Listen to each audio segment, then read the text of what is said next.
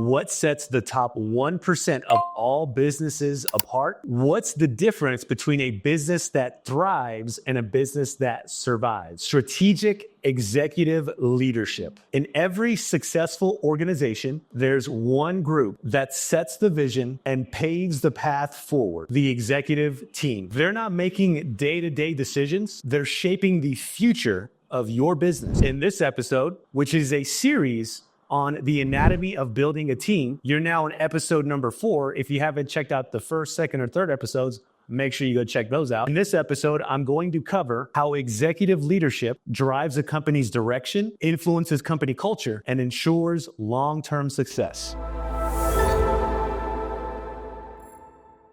But hey, why should you even listen to me? I'm just some guy on the internet, right? I have a professional HR firm. We've been working with our clients to place hundreds of executive level leaders. So think of your C-suite people and top level VPs, partners, directors. And I have experience of doing this for over 10 years. Today, I'm going to distill all the lessons that I learned, the best practices, and some of the pitfalls and costly mistakes that have actually cost me hundreds of thousands of dollars, lost me clients.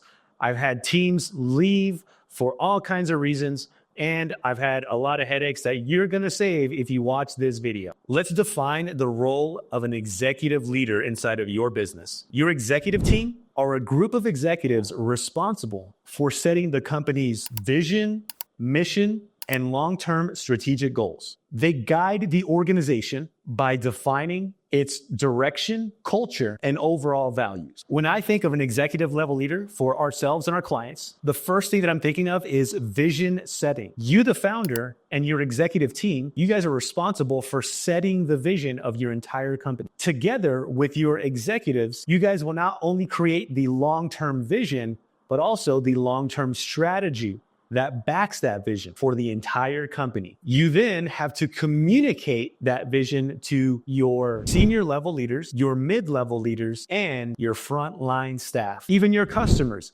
even your partners, even your vendors. You guys, as an executive unit, as an executive function, you must communicate what is the long-term vision of your organization. Every time I'm thinking of bringing on an executive into an organization, I know that they're going to be involved in decision making. Each executive is going to make critical decisions that impact every level of the organization, from the executive team, the senior management team, the middle management team, and the frontline staff. When I think of executive, I think of culture and values. You as a founder are responsible for communicating the values of your organization.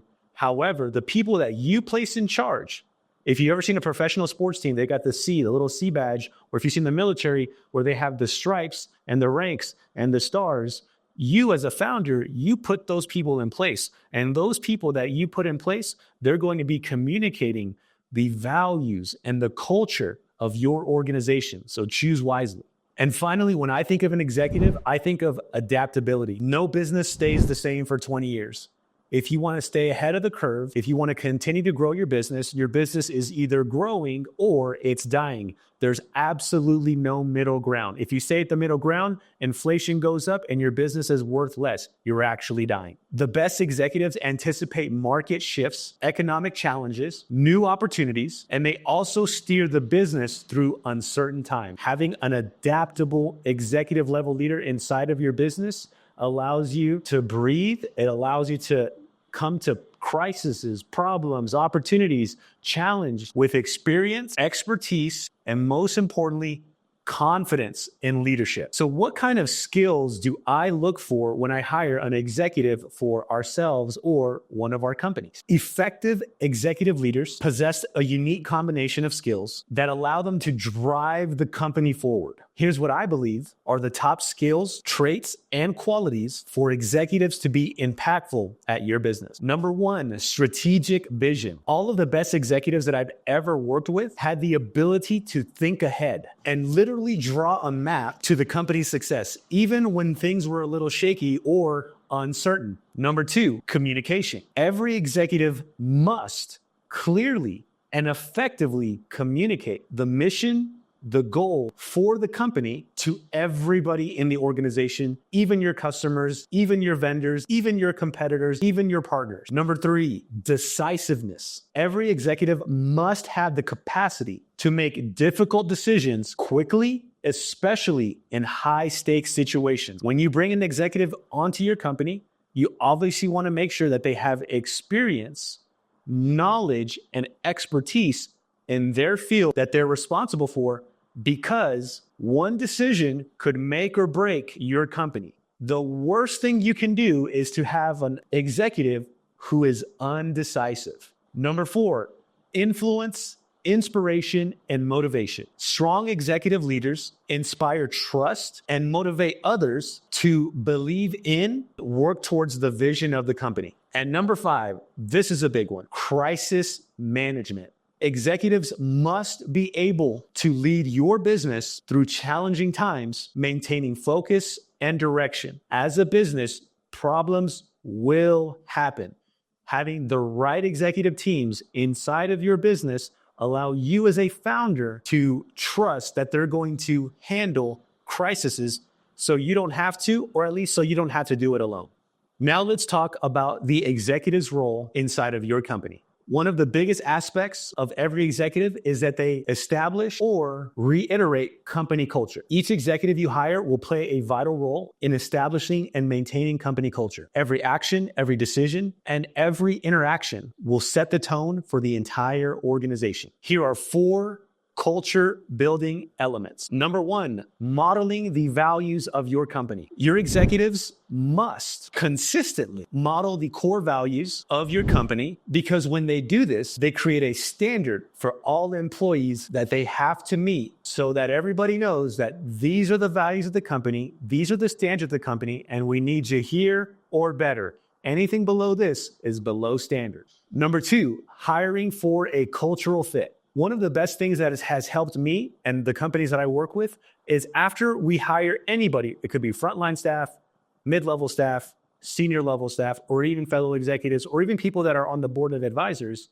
is to have the final boss either be the founder, and if that's the case, then the second to final boss would be the executive. So if you bring somebody on the marketing team, whether they're frontline staff, have them talk to the leader, the executive of the entire marketing department, the CMO. Your executive will ensure that this person who joins your organization is aligned with the company values from the get. They also communicate, hey, this is what it's like to work here. You can go work at McDonald's, you can go work at KFC, you can get a job at Home Depot, but if you want to work here, I need you here or higher. When the executive leader for that department gives you that message before you even start, you're more likely to be playing at a higher standard. Number 3, transparency. Your executives who are transparent in their decision-making and their decision-making process will create a culture of trust and open communication. As an executive, they have to make difficult decisions. And one of the things that I look for is, if they make a difficult decision, how do they communicate that difficult decision to their peers, leading laterally across the chain of command, to their subordinates, the people under them,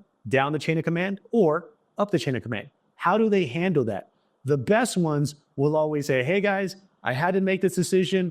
I had to do it. I had to be ruthless, because if we didn't do this, then we would have this, and this. If you don't agree with it, I'm sorry. It's not my favorite thing to do, but in order to keep the company's best interests in line, I've got to go this direction. And finally, encouraging innovation. By being open to new ideas and rewarding creativity, executives can create a culture that values innovation and continuous improvement. I'm going to touch on this in a little bit towards the end of the video, but one of the biggest pitfalls is kind of being stuck in your old ways. If you have an executive who says, I've been doing this for 40 years and there ain't no way this is going to change and we're doing it my way or the highway, you got to get that person out of the company. That person is not going to evolve with you. They might be a good consultant. They might be somebody to put on your board of advisors because you want to leverage their expertise of those 40 years, but to be in the actual role of an executive inside of your company with that attitude, it might not yield the most effective results.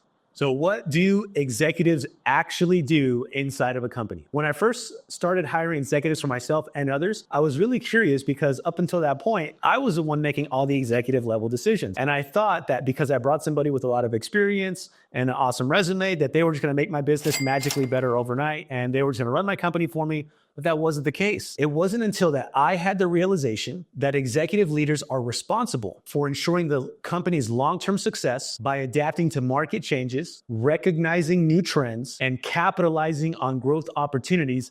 That's when it hit me.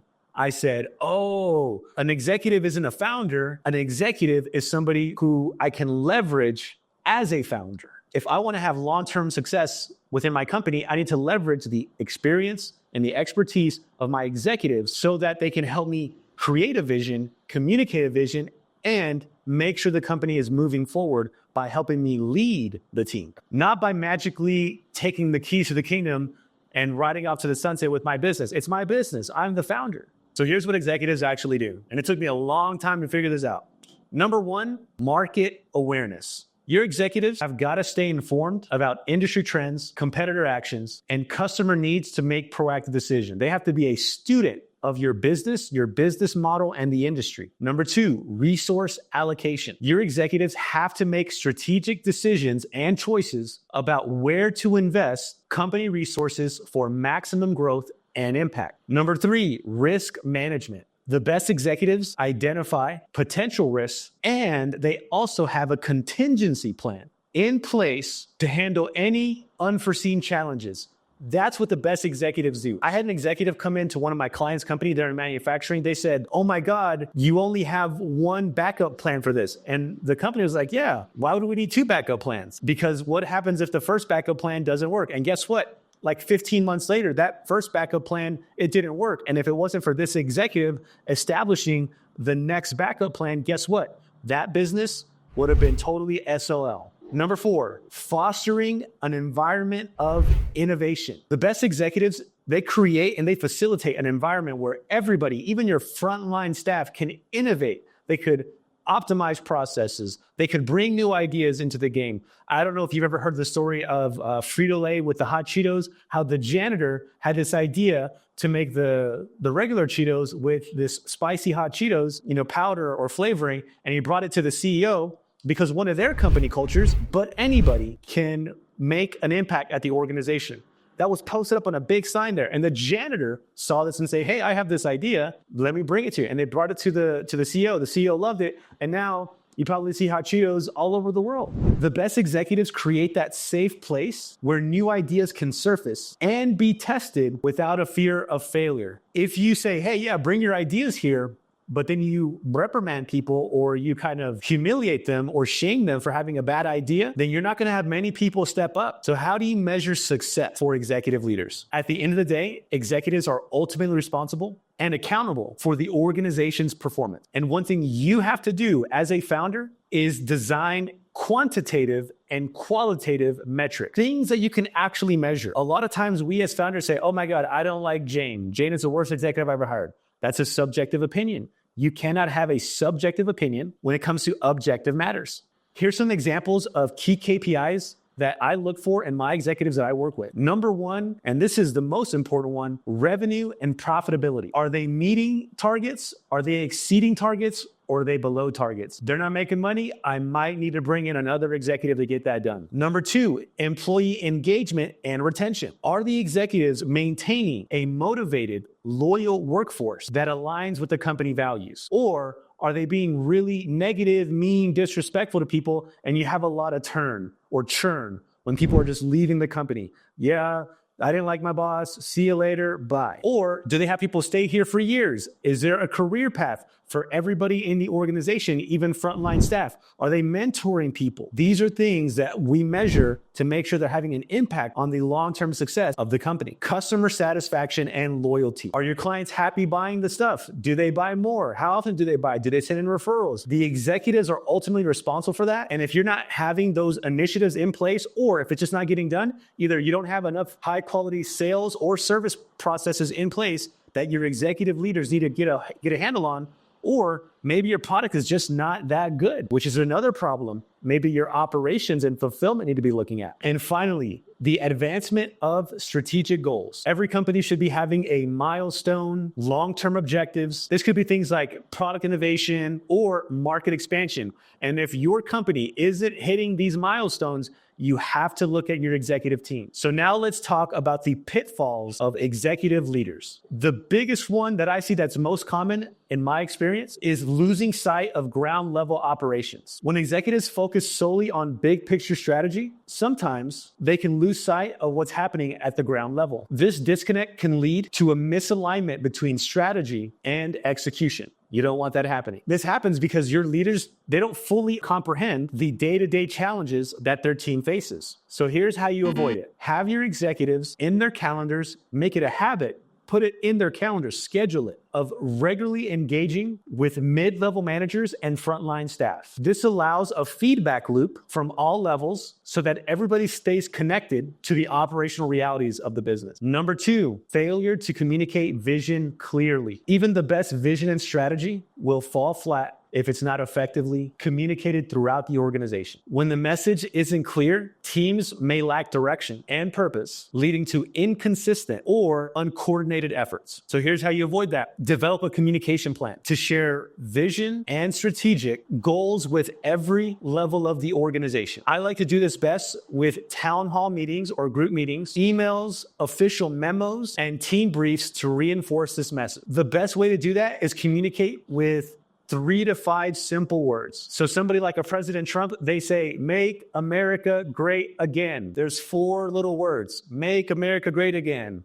Win the championship. Make more sales. Anything beyond that, people will lose sight of that. You want to give them a battle cry, something to rally behind. Number 3, micromanaging or getting too involved at the operational level. Executives will sometimes fall into the trap of micromanaging, especially if they have strong opinions on specific projects. This really can undermine your senior and mid-level managers and even some supervisors at the frontline level. And this will lead to inefficiencies, redundancies, as your executives may end up handling tasks that somebody else should be doing. If you have a business, you have a $10 per hour job and you have a $1,000 per hour job. You don't want your $1,000 per hour people doing $10 jobs. That's for them. Let them handle that. Why would you ever rob them of their job? They need a job. Number 4, overlooking company culture. Culture is a critical aspect of long-term success, but some executives can actually neglect this, especially during rapid growth or tough times. If the culture isn't maintained, it can lead to disengagement from your employees, which will cause a high turnover. So here's how you avoid that. Make company culture a priority in your strategic planning. Incorporate cultural values into your hiring process. One of the things that we do at our HR firm is that we're very detail oriented. We only want to work with detail oriented people. So we have a really long application process that makes it really hard to work with us because if you miss one detail, you're not going to work with us. Another way you can avoid this is by having performance reviews. During your performance reviews, you can actually reinforce and reward people for good behavior based on how well they followed or aligned with the company's culture. As a founder, you have to be coming into your business and regularly assess the company culture to see if the current company culture aligns with your long-term vision. Number 5, resistant to innovation and adapting. Your executive's strategic vision, it's got to be flexible because if it's flexible, it can evolve with the changes in the market and the norms. If your leaders cling too close to outdated strategies, that will actually hold your company back and make it difficult to adapt to new opportunities or threats. So here's how you avoid that. Regularly review and assess your business strategy. Encourage a culture of innovation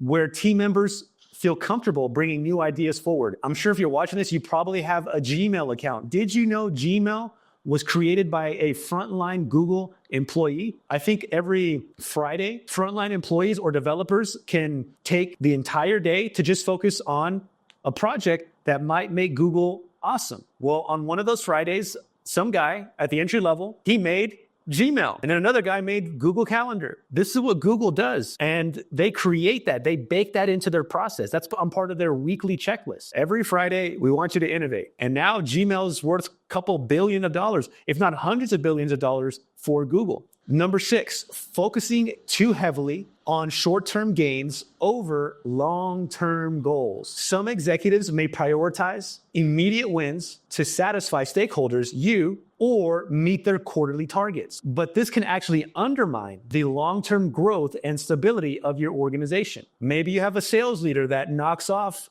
20% of your product just to make sure they're getting their sales number. But if your profit margin's 20%, then you're not actually making money, you're breaking even. And that could put your company at risk, but it might look good in the short term. In the long term, it could be a very risky thing to do. When you have an overemphasis on short-term metrics, this can lead to burnout, turnover, or unsustainable business practices. So here's how you avoid that. Balance your short-term objectives with a clear long-term vision. You as a founder have to regularly communicate the importance of sustainable growth and align the metrics that you're going to be judging all of your team members on to reflect both short and long-term goals.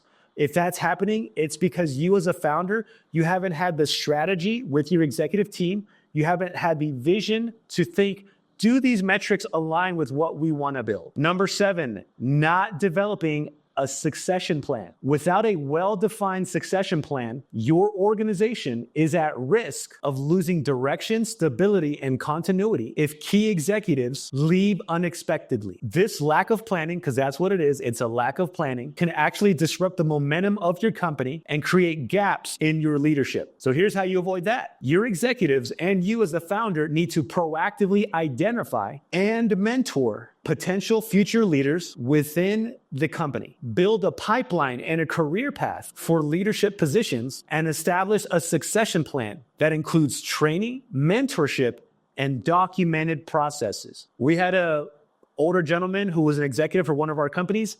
They unfortunately had a heart attack and they had to go take a look at their health for a good 6 months. And this company, because they thought ahead, they had people that this person had personally mentored that had an interim executive leadership title until he came back. And there was documentation, and it was, not the same, but it was nearly identical because the company had a strong succession plan in place. And finally, number 8, ignoring data and relying solely on intuition. While intuition is very valuable, relying on gut feelings without backing them up with real data can lead to poor decision making. Ignoring data in favor of someone's personal opinion or outdated assumptions, this can actually cause missed opportunities or risky strategies. So here's how you avoid that. Integrate data-driven insights into decision-making process. Use your performance metrics, market analysis, and customer feedback to validate the intuition and inform strategic choices. Anytime somebody in your company at the executive level wants to make a decision, ask them, what data are you using to make this decision? And then stop talking. Let them show you the data. That's why they're here. So now let's recap.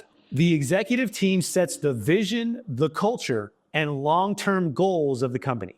Their leadership style and decisions impact every level of the organization, from executives, senior managers, mid-level managers, and frontline staff. Clear KPIs and alignment with company values ensure that executives remain accountable and responsible to drive the business forward. A strong executive team isn't going to rely on the founder. A strong executive team is going to push the founder's vision light years ahead of where the founder could go by themselves. So now I have some action items for you guys. Bring out your sticky notes, your notepad, write this down. Number 1, evaluate your executive team's vision. Right now, if you don't have any executives, any real executives inside of your company, because I know some of you guys are just promoting people to an executive level because they've been in your company for 5 years. That person might be a hindrance to your company. A real executive who comes inside of your organization, if they say, what qualifications does this person has? Oh, they worked at the factory for 5 years? Cool, they might be a good mid-level manager, a good senior level manager, possibly, but that in no way makes them an executive level caliber type of person. So evaluate your executive's team's vision. Are they setting clear and compelling long-term goals? Assess the culture alignment within your organization. That's number 2. Ensure that the executives, the people that you put in charge, the generals, the captains that you establish in your organization, ensure that they're modeling the company's values in their daily interactions. And number 3, define key metrics for your executives. Establish clear KPIs to measure the success of your executive team. This will keep them aligned with the company's vision, short-term, mid-term, and long-term goals. Now I have 10 powerful questions for you. I'm a business consultant. These are the kinds of questions that I ask my clients when they engage with me, whether they invite me to be on their board of advisors, a consultant, or if they just hire me for a little while to come inside their business to do some change management. Is your executive team aligned with the long-term vision that you have for your business? Do your executives inspire and influence your organization, or are they simply overseeing tasks? Oh man, I gotta do that project. Let's get it done, guys. Come on. Are your executives modeling the culture and values that you as a founder want to see inside of your company? How well does your executive team adapt to change and guide your business through challenges? Do you have clear KPIs to measure the impact of your executive leadership on company growth? How often does your executive team evaluate the company's position in the market and adjust strategy? Are your executives creating a culture of innovation, or are they maintaining the status quo? What investments are you making in developing and empowering your executive team? Is your executive team built to drive both short-term wins and long-term growth? If your executive team left tomorrow, would your company have the leadership depth to continue thriving? All right, that's it. That was episode number 4. Your executive team is the heart of your business, driving the vision, strategy, and culture. By investing in strong executive leadership, you're positioning your company for long-term success. Stay tuned for the next episode where we're actually going to cover the board of advisors and how they elevate your business even further. Make sure you're subscribed. And make sure you check out the next video. And if you haven't already watched the previous videos, make sure you watch those because this is a series.